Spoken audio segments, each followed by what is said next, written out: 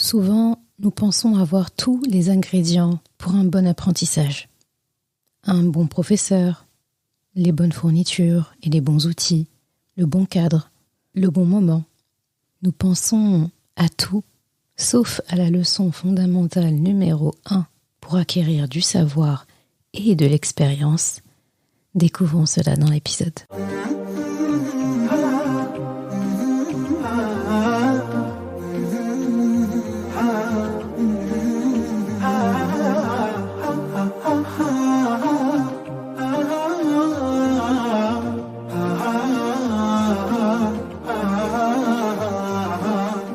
Bienvenue sur Coran de ton cœur, le podcast qui t'aide à reconnecter ton cœur à ton Coran. Je suis Zeynep et je suis passionnée par les deux médecines indispensables à toute vie sur Terre, celle de l'âme et celle du corps. Je suis donc enseignante de Coran et interne en médecine générale. Voilà plus de 10 ans maintenant que j'enseigne aux femmes à lire, à apprendre, à comprendre et surtout à vivre leur Coran au quotidien en reconnectant leur cœur au Coran. Car oui, j'ai la ferme conviction qu'un cœur connecté au Coran est capable de redistribuer à tous les organes du corps l'amour pour Allah, l'envie de lui plaire et d'agir dans le bien. C'est pourquoi à travers ce podcast, je compte redonner chaque semaine un nouveau souffle à divers pans de ta vie au regard de ton Coran. Prends ce temps pour toi et belle écoute. Assalamu alaikum wa rahmatullah. Heureuse de te retrouver pour un nouvel épisode des trésors de Sourate Al-Kahf. Et là, on en est à notre 4e épisode sur cette série-là, ce hors-série, sur Sourate Al-Kahf, vraiment les pépites qu'on peut, machallah, cueillir dans Sourate Al-Kahf. Et là, la pépite d'aujourd'hui, elle n'est pas des moindres. Ça parle de l'acquisition de la connaissance, l'expérience et l'importance de se mettre en condition. Et là, je pense que tu peux aisément deviner de quelle partie de Sourate Al-Kahf nous allons parler et de quel récit il s'agit. Donc, il y a plusieurs récits dans Sourate Al-Kahf, pas moins de 4. Et là, on va parler de l'histoire de Moussa avec ce serviteur d'Allah subhanahu wa ta'ala, connu dans les textes, récits, sunnah et paroles de savants comme s'appelant Al-Khidr, même si dans le Coran, Allah subhanahu wa ta'ala ne le nomme pas. Il parle de lui comme d'un serviteur à qui Allah subhanahu wa ta'ala a donné une grande science, une grande sagesse, une grande expérience. Et Moussa alayhi salam a connaissance de l'existence de cet homme et en toute humilité, il veut en savoir plus, il veut acquérir de la science auprès de cette personne. Sachant que Moussa alayhi salam est le prophète de l'époque avec son frère Haroun et que quand on a un prophète comme ça sur terre à une ère, eh bien, ce prophète est censé être le plus savant, le plus connaisseur parmi les hommes à ce moment-là. Quand Moussa alayhi salam entend qu'il y a quelqu'un qui a acquis une science que lui n'a pas, eh bien, il veut rencontrer cette personne et il veut acquérir de la science. Donc, il fait un long voyage. Je t'invite du coup à découvrir ça dans Sourate Al-Kahf. Aujourd'hui, on va se concentrer sur justement sa conversation, ses premiers mots échangés avec ce serviteur d'Allah subhanahu wa ta'ala. Donc il fait un long voyage pour arriver jusqu'à cet homme et il le trouve enfin. Et là, nous allons parler justement de cette conversation et de ce que ça nous enseigne sur la première leçon, la leçon capitale que doit apprendre l'apprenant lorsqu'il veut apprendre. Je te laisse avec les ayats qui ont motivé l'épisode du jour. Bismillahirrahmanirrahim. فوجدا عبدا من عبادنا آتيناه رحمة من عندنا وعلمناه من لدنا علما قال له موسى هل أتبعك على أن تعلمني مما علمت رشدا قال إنك لن تستطيع معي صبرا وكيف تصبر على ما لم تحط به خبرا قال ستجدني إن شاء الله صابرا ولا أعصي لك أمرا قال فإن اتبعتني فلا تسألني عن شيء حتى أحدث لك منه ذكرا. Ils trouvèrent l'un de nos serviteurs à qui nous avions donné une rahma de notre part et à qui nous avions enseigné une science émanant de nous. Moussa lui dit « Puis-je te suivre à la condition que tu m'apprennes de ce qu'on t'a appris comme bonne guidée ?» L'autre dit « Vraiment, tu ne pourras pas être patient avec moi. Et comment endurerais-tu des choses que tu n'embrasses pas par ta connaissance ?» Moussa dit « Si Allah veut, tu me trouveras patient et je ne désobéirai à aucun de tes ordres. Si tu me suis, dit l'autre, ne m'interroge sur rien tant que je ne t'aurai pas fait naître en toi un rappel. » Tiré de Surat Al-Kahf, ayah 65 à 70. Donc là, on est face à un magnifique passage. Il y a énormément d'enseignements ici. Et on a tendance justement à lire ce passage en allant vite et en allant rapidement dans justement le voyage que Moussa alayhi salam va faire avec cet homme, à savoir les 3 petites histoires qui se nichent dans l'histoire de Moussa et cet homme. Donc lorsqu'il monte dans le fameux bateau et ensuite lorsque cet homme tue un enfant, bien sûr, voilà, il y a des raisons. Et ensuite lorsque ils aident 2 enfants, donc en tout cas à réparer le mur qui appartenait à 2 enfants dont le papa avait caché un trésor pour eux, pour lorsqu'ils grandiront. Donc ça, c'est 3 histoires qui sont dans l'histoire de Moussa alayhi salam avec cette personne. Et on a tendance, lorsqu'on étudie cette 3e histoire de Surat Al-Kahf, la grande histoire de Moussa et cet homme, on a tendance à aller vite dans justement le voyage. Mais sauf qu'avant que le voyage commence, Moussa alayhi salam, il a une conversation avec cet homme. Et ça pose les bases de tout en fait. C'est hyper important. Donc on va essayer de voir, en tout cas nous, à notre échelle, qu'est-ce qu'on peut apprendre de cette conversation, qu'est-ce qu'on peut apprendre de justement ce début de voyage de Moussa alayhi salam avec cet homme savant. Ce qui doit t'interpeller tout de suite lorsque tu entends cette conversation, Moussa alayhi salam qui dit moi est-ce que je peux te suivre en fait? Donc déjà là, il y a une grande humilité de Moussa alayhi salam. C'est un prophète, c'est le prophète de l'époque. On connaît son statut, on connaît sa prestance, on connaît sa carrure et sa place auprès d'Allah subhanahu wa ta'ala. Mais il a l'humilité de quelqu'un qui ne connaît rien, qui veut tout simplement apprendre. Il n'est pas venu dire, moi je suis Moussa, je connais ça, ouais, on m'a dit que tu connaissais des choses, alors je suis venu pour compléter un peu ma science, en gros, ce que je connais pas, vu que je suis censé tout connaître, mais il m'en reste un petit peu que je connais pas, et toi tu sembles connaître, ajoute à ce que je connais, comme ça, j'en connaîtrai plus. Non, Moussa alayhi salam, il est vraiment venu disant, est-ce que je peux te suivre? Donc, est-ce que tu pourras supporter ma présence, en tout cas, dans tes périples? J'aimerais bien pouvoir, être ton ombre et te suivre dans tes démarches, etc. Et on entend tout de suite, donc, cette personne qui répond. Et là, c'est assez frappant, je trouve. La première phrase qu'il dit, c'est tu patienteras pas. Tu n'auras pas de patience. Et il précise, tu n'auras pas de patience avec moi. Innaka lan tastati'a ma'i sabra.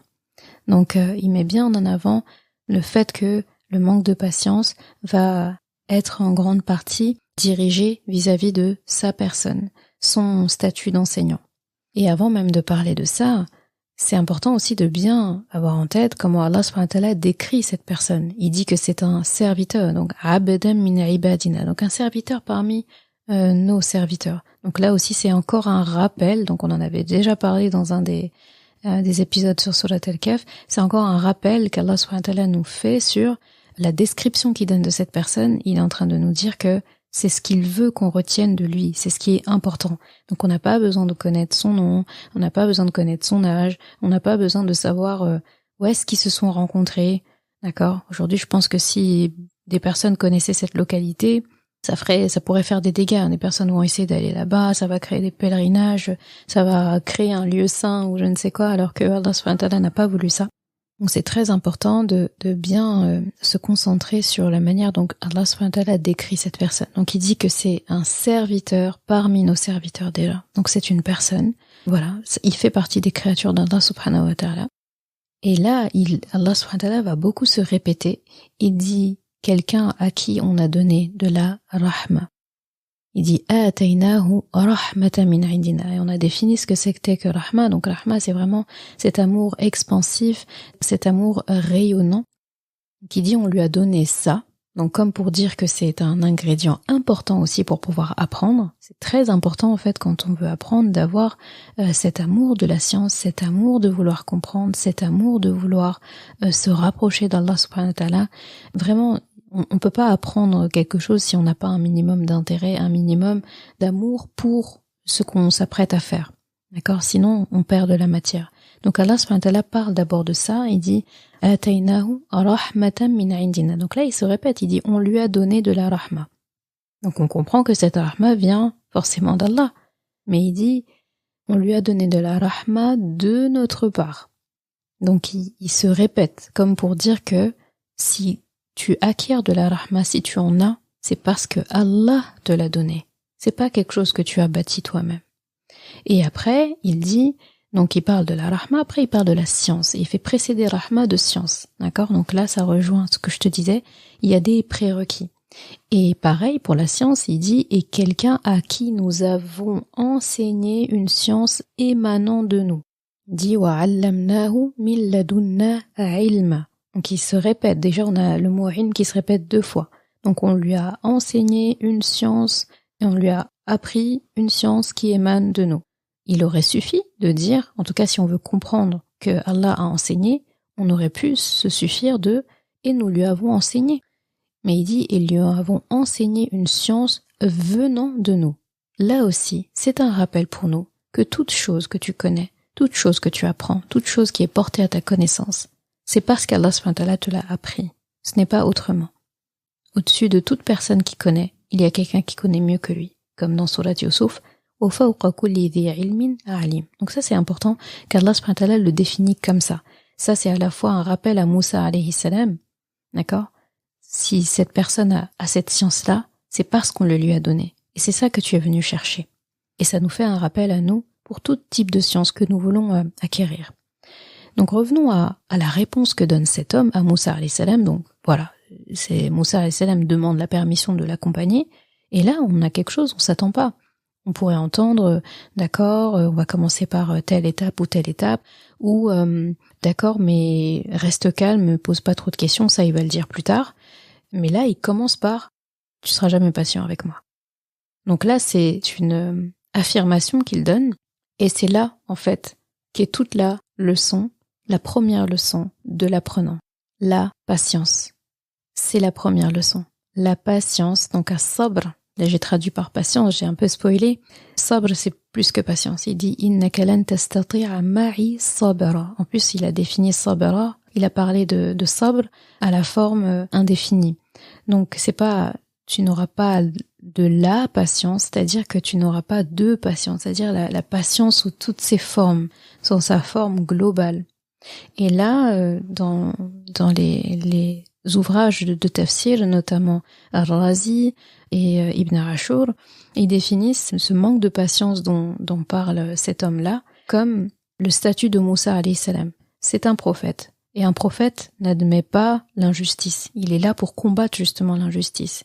Il est en train de dire que par son statut de prophète, eh bien, face à une injustice qu'il verra, qu'il lui interprétera comme une injustice, il ne pourra pas patienter. Donc attention, quand il parle à Moussa alayhi salam, il lui fait pas un reproche, il est pas en train de le pointer du doigt et lui dire que il sera pas patient et que c'est mauvais, etc. Non, il le met face à une réalité. Et nous, quand on entend ça, on doit avoir la même posture. Ça nous met face nous-mêmes à notre propre réalité. Et nous sommes pas Moussa alayhi salam, donc nous, l'impatience, je pense que ça nous parle à tous. Donc d'un côté, c'est ça qui lui a été exposé. D'un autre côté, c'est le fait de ne pas avoir de patience vis-à-vis de l'enseignant lui-même. Parce que l'enseignant, déjà, il a sa propre personnalité, il a sa propre manière d'amener les choses. 2 enseignants n'enseignent pas de la même manière.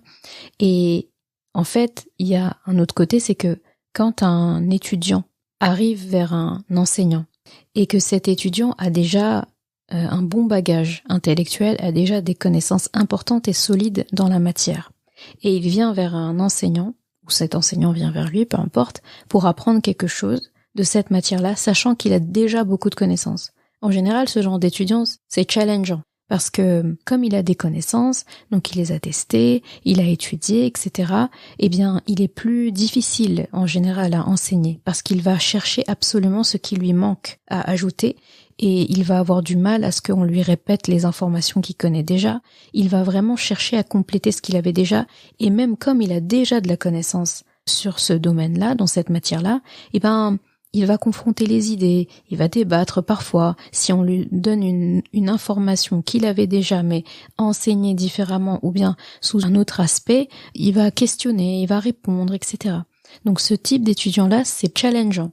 Et Moussa alayhi salam, si on regarde bien, il est ce genre d'étudiant-là. Il est prophète. Il a appris des choses. Allah lui a appris des choses. Il a vécu.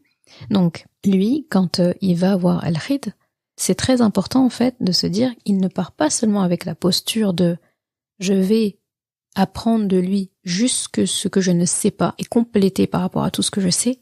Non, je vais aller apprendre. D'ailleurs, c'est pour ça qu'il lui dit « est-ce que je peux te suivre ?» Donc, je veux te suivre pour que tu m'enseignes de ce qu'on t'a enseigné, de la bonne direction, de la bonne guidance, de la bonne voie. Et quand il dit ça, il parle d'Allah, donc de ce qu'Allah t'a enseigné sur la bonne voie.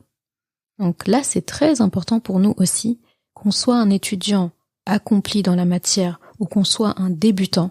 En fait, finalement, on doit venir dans les deux cas de figure avec le même état d'esprit. Je viens apprendre. Je viens pas dire je sais ça et ça et ça et j'ai besoin d'apprendre ça et ça et ça. Moi je dis souvent ça à mes élèves quand en début d'année par exemple, quand j'avais des classes entières comme ça, une des premières choses que je disais c'est celui qui vient dans ma classe avec dans la tête je sais, eh bien qu'elle s'en aille, qu'elle ne reste pas en fait. En fait finalement qu'elle se rende service et qu'elle me rende service. Parce que si elle sait, elle vient en disant « je sais », eh bien, elle va perdre du temps et elle va me faire perdre du temps. Elle va perdre du temps parce qu'elle part du fait qu'elle sait, donc elle va venir écouter des choses qu'elle sait déjà, et moi, elle va me faire perdre du temps parce que moi, j'enseigne à quelqu'un qui ne sait pas. J'enseigne pas à quelqu'un qui dit « je sais ». Tu ne me sers à rien, je te sers à rien. Je dis ça un peu, on va dire, crûment. Si on peut dire ça ainsi, mais c'est pour imager, c'est pour dire qu'en fait, celui qui rentre dans une classe avec la phrase dans sa tête, je sais, mais pourquoi t'es là en fait? Et Moussa alayhi salam nous enseigne parfaitement ça. Il n'est pas venu dire, il s'est pas présenté en fait. Si on regarde bien, il n'a pas dit, je suis Moussa, je suis Moussa alayhi salam, mon frère Haroun, j'ai traversé ça, moi j'ai ça, je connais ça. Non. Il parlait que de l'enseignant finalement. Est-ce que je peux te suivre? Tu me trouveras parmi les patients. Il n'a pas dit je vais être patient. Il a dit tu me trouveras, Inch'Allah, parmi les patients. Donc il met le professeur en avant. Tu vas me trouver patient. Genre j'admets que c'est toi qui vas m'évaluer. C'est pas moi qui vais m'auto-déclarer patient. Donc toutes les tournures sont très importantes. Il dit pas mais je serai patient. Tu vas voir, je vais être patient. Non. Tu me trouveras.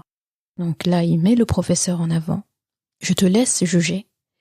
Et même là, il admet aussi que ce n'est pas lui qui décide s'il va être patient ou pas. Donc là, il amène Allah subhanahu wa ta'ala au cœur de l'action en disant « Inch'Allah, si Allah veut bien, tu me trouveras, si Allah veut bien, endurant, patient. » Donc chaque mot, en fait, a sa place et chaque phrase nous enseigne des choses sur la personne. Moussa alayhi salam, juste avec ça, on a compris qu'il était humble. On a compris c'est pas pour rien qu'il était le prophète qu'il était. D'accord? Et on en apprend aussi beaucoup sur cet homme, et on en apprend surtout beaucoup sur nous, comment on doit se positionner quand on enseigne. Donc revenons du coup sur le mot sabr qui est employé. Il dit « Innaka lan tastati'a ma'iya sabra ». Sabra. Donc il dit tu vas pas patienter. Donc là on a traduisé par patienter. Mais en regardant bien la racine sabra, donc si tu fais tes propres recherches, J'utilise souvent le lexique de Maurice Gloton qui est très bien, pas mal d'autres dictionnaires, les tafsirs. Et en fait, sabara, c'est également la patience, effectivement, c'est la patience, la persévérance, mais c'est aussi la constance. Donc c'est la patience et la constance. Donc le fait de perdurer, d'être constant dans ce que je fais. Donc c'est pas que de la patience finalement, c'est la patience constante. D'accord ? Et Al-Khidr lui dit ça. Et ça, si on regarde bien, c'est des choses qui nous arrivent. Quand on veut apprendre quelque chose, qu'est-ce qui arrive en premier ? C'est de l'impatience. Je commence une leçon, je veux tout de suite savoir tous les chapitres qui vont être abordés, je veux savoir en combien de temps la classe va se dérouler, combien de modules il va y avoir. Ça peut être légitime, hein. C'est pas, là je pose les faits. Ça peut être légitime, mais du coup, on est impatient. On est pressé. On veut tout de suite. Des fois, on va avoir des étudiants sur certaines matières. Le professeur, en fait, il a un rôle clé. Pour préparer son cours, il réfléchit, parce que lui, il a toutes ses connaissances, en fait. Il a toutes les connaissances qu'il a sur la matière, donc il est expert dans cette matière. Mais le but, un bon professeur, c'est pas quelqu'un qui prend toutes ses connaissances et qui la jette devant toi et qui te déverse comme le contenu d'un bouquin là-dedans et il te dit voilà toutes mes connaissances en 1 ou 2 séances et c'est bouclé. Non, un bon professeur, en fait, il met beaucoup de temps dans sa préparation à se dire quelle information je vais amener en premier, dans quel ordre je vais le donner, à quelle fréquence je vais le donner. Le cours numéro 1, le cours numéro 2, le cours numéro 3, quelle est la pertinence en fait de l'ordre des cours? Et surtout, où est-ce que je veux amener l'étudiant? Qu'est-ce que je veux qu'il comprenne à la fin? Un bon professeur, il fonctionne comme ça. Et ça demande beaucoup de travail. C'est pour ça qu'en fait, on peut pas être autodidacte dans tout dans la vie. On peut quelque part dire voilà, je suis autodidacte, j'ai pas besoin de professeur. Mais là où tu vas chercher l'information, c'est quelqu'un qui l'a positionné là-bas. Je l'avais déjà dit dans un podcast aussi. Des personnes qui se disent moi j'ai pas besoin d'un prof de Coran, je peux prendre mon Coran, regarder des vidéos YouTube, faire ça, apprendre un livre, apprendre le tajwid, répéter derrière le cheikh à travers la vidéo. Mais t'as pas vraiment été autodidacte parce que tu as répété derrière un cheikh. Et lui c'est un enseignant. Tu n'as pas été autodidacte parce que tu es allé sur Google pour chercher des ressources. Donc Google t'a transmis une information. Donc en fait, à aucun moment on est autodidacte à 100%. Parce qu'avant tout, c'est Allah qui est notre enseignant. Donc un bon élève, c'est celui qui suit l'itinéraire tracé par un bon enseignant. C'est un élève qui va au rythme que lui a donné le bon enseignant. Parce que comme je le disais tout à l'heure, un bon enseignant, il a correctement amené l'information. C'est pour ça que des fois, il y a des enseignants qui vont parler, c'est indigeste. On a l'impression juste qu'ils nous ont débité toutes les informations qu'ils avaient, c'est pas forcément ordonné, il y a trop d'informations d'un coup, ou bien des fois ça commence par la fin plutôt que le début, ou bien c'est l'ordre des choses, c'est compliqué. Et il y en a d'autres, quand ils commencent à parler, quand ils t'enseignent, tu bois leurs paroles. C'est un plaisir de suivre, c'est clair, tu vois où est-ce qu'on veut t'amener à peu près. Et même si tu ne vois pas où est-ce que on veut t'amener, tu as une confiance en cet enseignant, parce que sa suite est logique. Ce qu'il amène est logique. C'est progressif. Il prend le temps de vérifier, de s'arrêter et de voir que tu as assimilé l'information. Il s'est adapté, en fait, à ce que ses élèves peuvent entendre. Ça, c'est un bon enseignant. Et cet enseignant-là, même si tu ne sais pas finalement où est-ce qu'il veut t'amener, tu lui fais confiance. C'est comme cet homme-là, cet homme pieux-là. Moussa alayhi salam ne sait pas où est-ce qu'il va l'amener. Et lui, il ne dit pas à Moussa alayhi salam, on va faire ça, ensuite on va s'arrêter là. Il lui donne pas de programme. Vraiment, il éprouve bien Moussa par rapport à ça. Il lui dit déjà, tu seras pas patient. D'accord? Donc en gros, il veut lui dire, première leçon déjà, c'est patience. Est-ce que tu l'as? La patience et la constance dans cette patience. Parce qu'on verra que au fil des arrêts qu'ils vont faire, les différents arrêts qu'ils vont faire, Moussa alayhi salam, effectivement, il ne désobéit pas, c'est-à-dire il dit je te désobéirai plus, etc. Il désobéit pas, mais il n'arrive pas en fait à ne rien dire face à l'injustice. Et il ne peut pas s'empêcher aussi de suggérer quelque chose. D'accord? Donc, quelque part, il y avait besoin de constance. Donc quand il disait que tu ne seras pas patient, tu ne seras pas sabir, d'accord?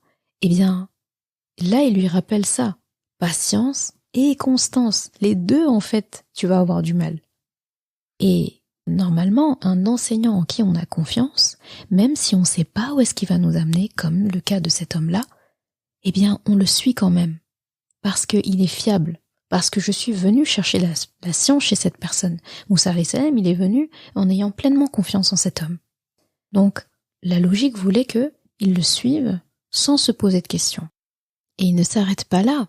Il lui dit non seulement tu ne pourras jamais être patient avec moi, patient et constant, et il lui dit, pour expliquer ça, il lui pose une question, cette fois-ci il lui dit, et comment est-ce que tu endurerais, d'accord? Comment est-ce que tu vas patienter? Comment est-ce que tu vas pouvoir être constant sur des choses que tu ne comprends pas en fait? D'accord? Et là, c'est très important de regarder le mot qu'Allah subhanahu wa ta'ala emploie ici. Donc cet homme, pour le coup, emploie. Il lui dit « Wa kayfa tasbiru ala ma lam tuhitu bihi khubara » Très belle tournure. Donc, là encore le mot sabre qui revient. Donc, et comment tu vas pouvoir patienter avec constance? Donc, pas seulement patienter, il y a la constance, à propos de choses, finalement, où tu n'as pas de connaissance. Donc là, c'est important de reprendre les mots. Donc le mot qu'il emploie pour parler justement du fait de ne pas avoir connaissance, c'est khubara. Khubara, donc khubr, c'est la racine khabara. Ça nous rappelle aussi un des 99 noms d'Allah qui s'appelle Khabir. On entend souvent Wallahu alimun khabir, inna Allaha kana aliman khabira. Donc alim, khabir sont souvent côte à côte lorsque Allah subhanahu wa ta'ala est mentionné. Et ilm, on va partir de ilm parce que il y a ilm et il y a khabara. Et en fait, quand on parle de alama, donc le fait de savoir, donc c'est la science, le fait d'être savant. Quand on dit khabir, donc khabara, c'est la connaissance aussi, mais c'est la connaissance qui est obtenue par l'expérience. C'est-à-dire, c'est un cran de plus. C'est-à-dire, c'est quelqu'un qui est savant et qui a l'expérience de sa science. Donc là, pour le coup, tu peux comprendre. Tu peux avoir des diplômes, tu peux avoir plein de connaissances, mais pas d'expérience. Et on peut aussi avoir de l'expérience sans forcément avoir beaucoup appris la théorie. Et là, il faut les deux. C'est pour ça que ce qui est employé ici, c'est khabara. Donc là, il lui dit, comment est-ce que tu vas pouvoir patienter sur des choses pour lesquelles tu n'as aucune expérience? Parce que pour pas mal de choses, Moussa alayhi salam a de la connaissance, a de la science. Mais là, ce que Al-Khidr est en train de lui expliquer, cet homme est en train de lui expliquer, et finalement, dans quoi Allah subhanahu wa ta'ala met Moussa alayhi salam comme apprentissage, c'est là, on va être sur le terrain. Là, c'est l'expérience là. On est en entreprise. C'est plus l'école. Là, on va pas être là, cahier, stylo, écrit, 2 points à la ligne. C'est ce que cet homme est en train de dire à Moussa alayhi salam, c'est que là, on va être sur le terrain, ça va être du concret, ça va être de l'expérience. Et quand on est sur le terrain du concret, de l'expérience, c'est pas le moment de poser trop de questions, c'est pas le moment de dire mais pourquoi on fait comme ça, mais non, pas comme ça, etc. D'accord? C'est comme si t'es à l'armée et que ton chef te dit fais des pompes à côté de, enfin je sais pas, fais des pompes ici, bah c'est pas le moment de dire pourquoi je fais des pompes là et pas là?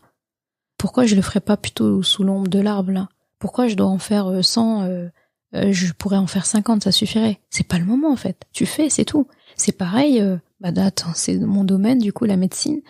Si on est en train de faire une suture à un patient, allez, on est dans une opération importante, et pendant cette opération, si le chef il te dit sectionne ici, ou il te dit tiens donne-moi le scalpel, ou un truc comme ça, mais c'est absolument pas le moment de demander mais c'est quoi l'objectif de faire ça?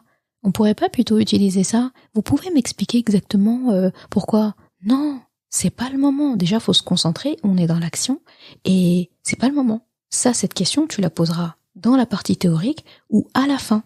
Et c'est exactement ce que dit Al-Khidr. Ne me pose pas de questions tant que moi, je ne t'aurai pas expliqué de moi-même.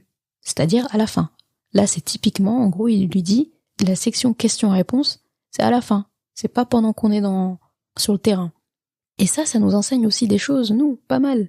Aujourd'hui, les gens sont tellement impatients, c'est de l'impatience qui dépasse ce qui est expliqué ici, hein. C'est sont tellement impatients, on n'a pas fini de leur donner une information, qu'ils sont déjà en train de poser des questions. Et ça nous arrive dans plein de choses.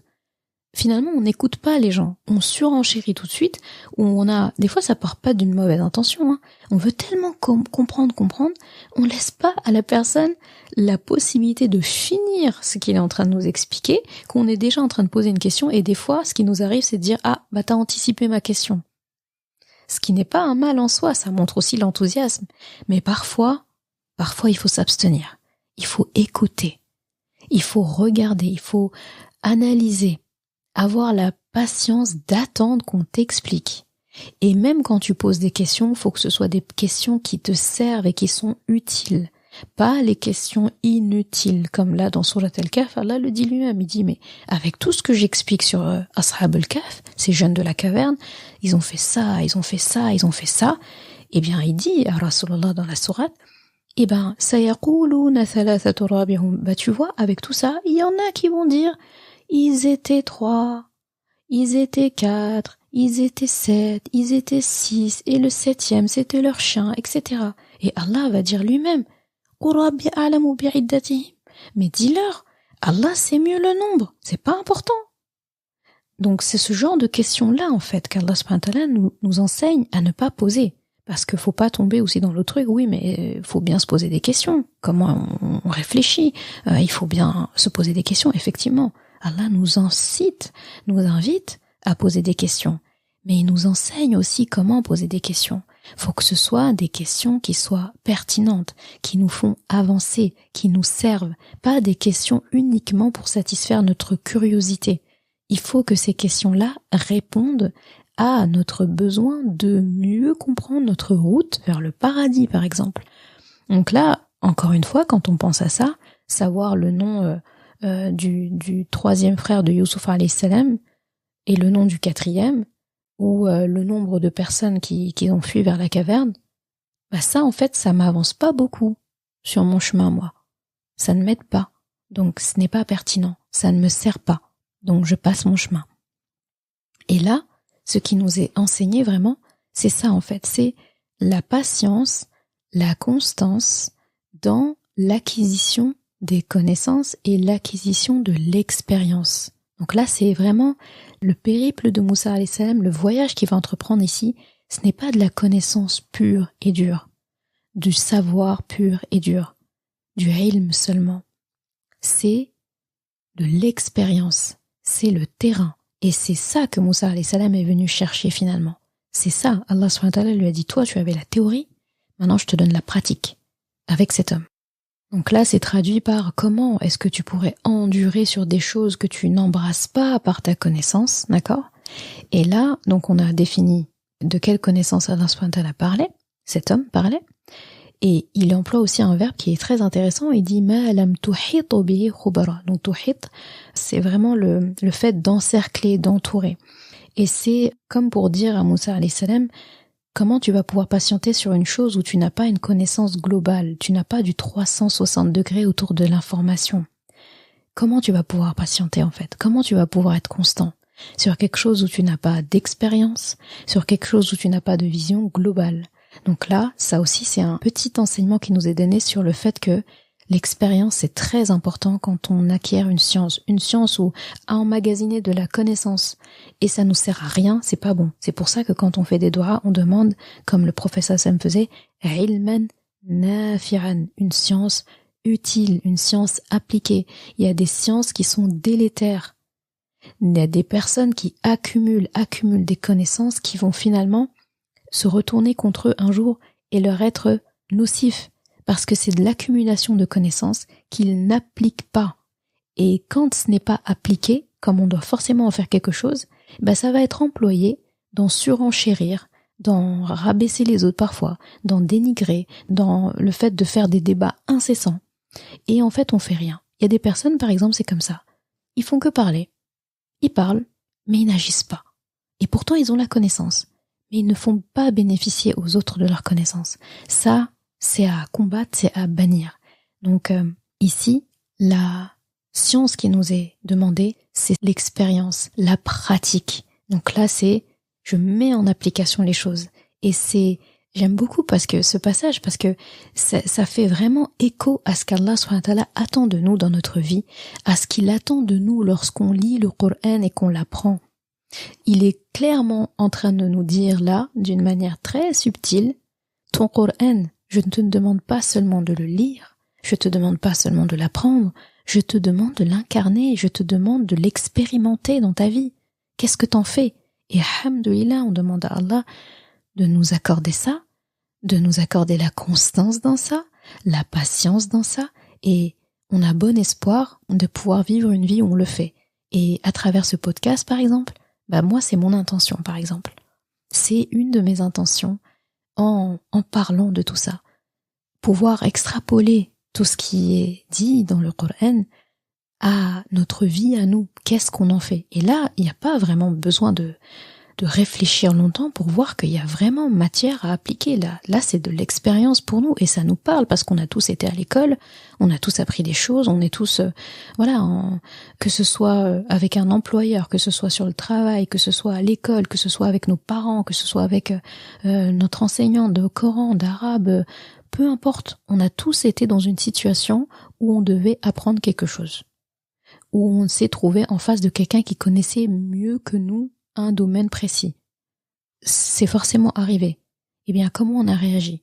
Est-ce qu'on en a tiré des bénéfices? Demain, ça va encore nous arriver parce qu'on ne fait que apprendre. Nous sommes des apprenants éternels. Comment je vais me positionner? Quand Allah veut m'enseigner quelque chose à travers des épreuves, à travers quelqu'un qui met dans ma vie, etc., comment est-ce que j'en tire des bénéfices? Ça, c'est capital. Franchement, la leçon d'aujourd'hui sur Surat Al-Kahf, j'aime beaucoup. Et là, Moussa alayhi salam, pendant tout ce temps, il écoute attentivement, et là, il lui répond. Il lui dit, donc c'est ce que j'ai dit tout à l'heure, j'ai anticipé, il dit, tu me trouveras, Inch'Allah, si Allah veut bien, endurant, constant. Donc là, il émet une promesse où il admet qu'il est un être humain, il admet qu'il est faillible, il admet que la force et la puissance et la permission de quelque chose ne vient que d'Allah subhanahu wa ta'ala.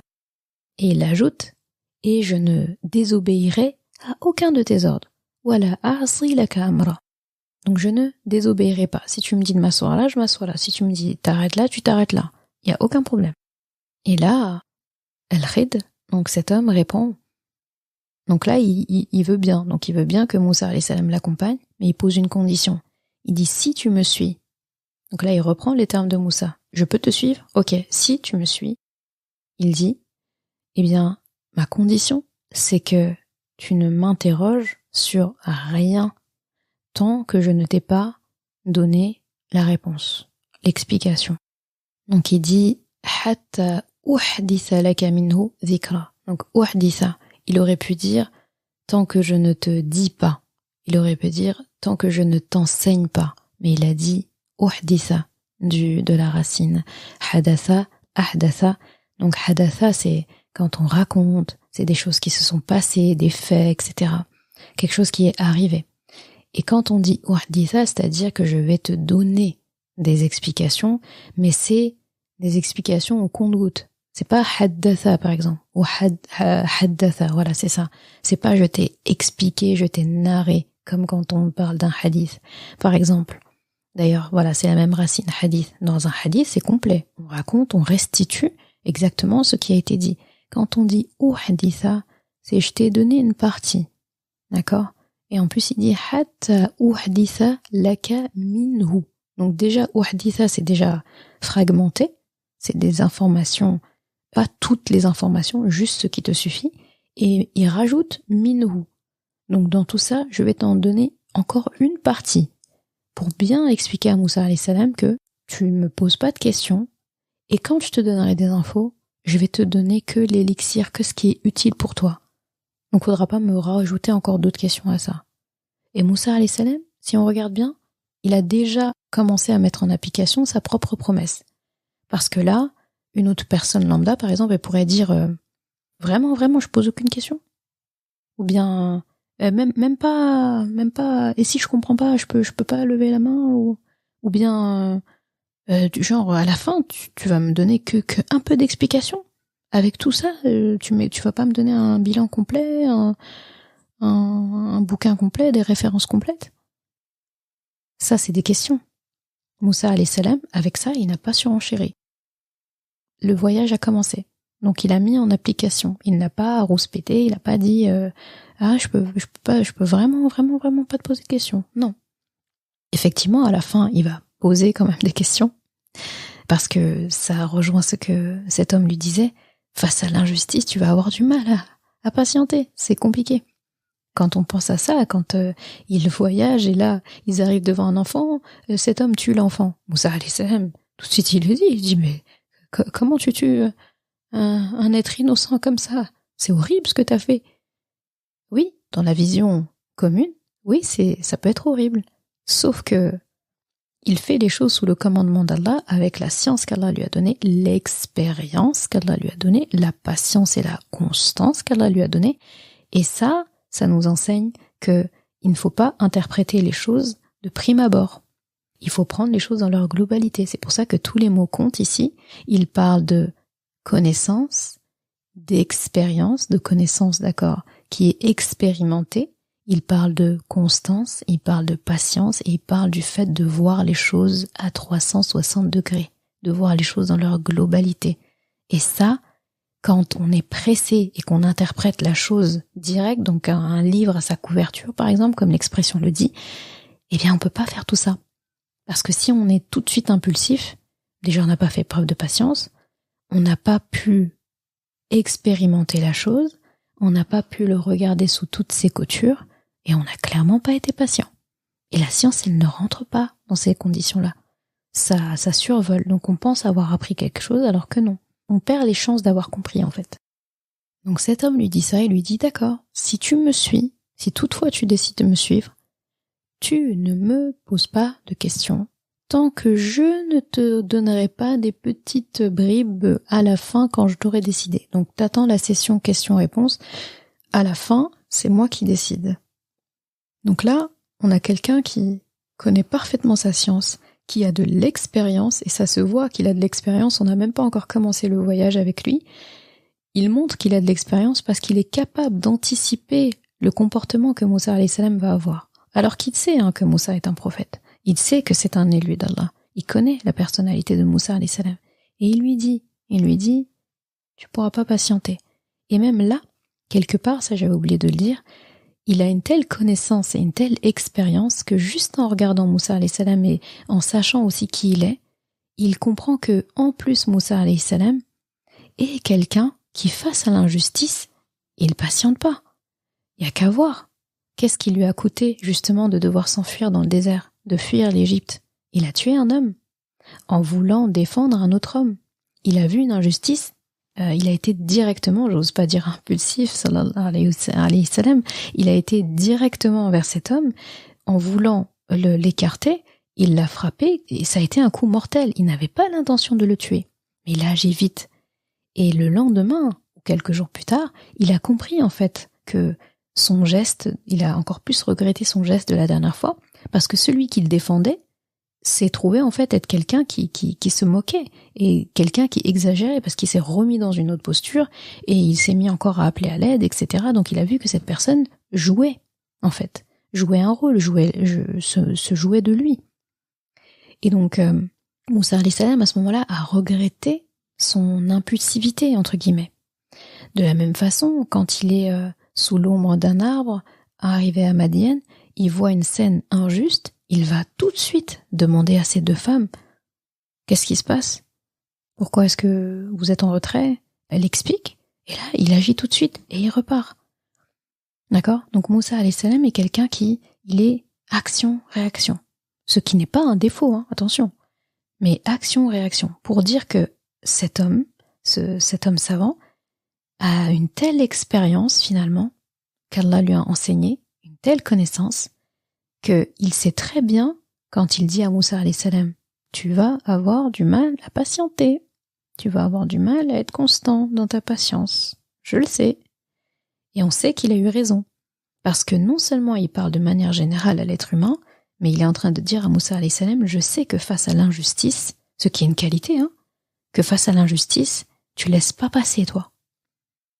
Et on est beaucoup à être comme ça. on voit quelque chose d'injuste, une scène dehors, on réagit. Bon, aujourd'hui, j'avoue qu'on est à une ère aussi où il y a tellement d'indifférence. Les gens, avant de réagir, ils sortent leur smartphone et ils vérifient bien qu'ils vont pouvoir poster ça sur les réseaux sociaux, malheureusement, avant d'agir. Donc, il n'y en a plus beaucoup des personnes qui se lancent et qui réparent une injustice avant de sortir leur téléphone ou bien de parler ou tout simplement, des fois, il y a des personnes qui vont enjamber l'injustice et ne pas s'arrêter.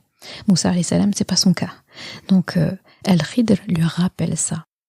Voilà, c'était vraiment un passage magnifique sur la leçon la plus importante dans l'acquisition de la science, de la connaissance, de l'expérience. C'est as-sabr, dans toute sa splendeur en fait. As-sabr, la patience et la constance. Quand j'apprends quelque chose, je dois patienter. Je vais échouer, je patiente. Je veux apprendre quelque chose, je suis constant. Je suis régulier, je persévère. D'accord ? Et je patiente dans la manière dont l'information m'est amenée. Je patiente dans le temps que l'information prend pour être assimilée. Je patiente vis-à-vis de moi-même.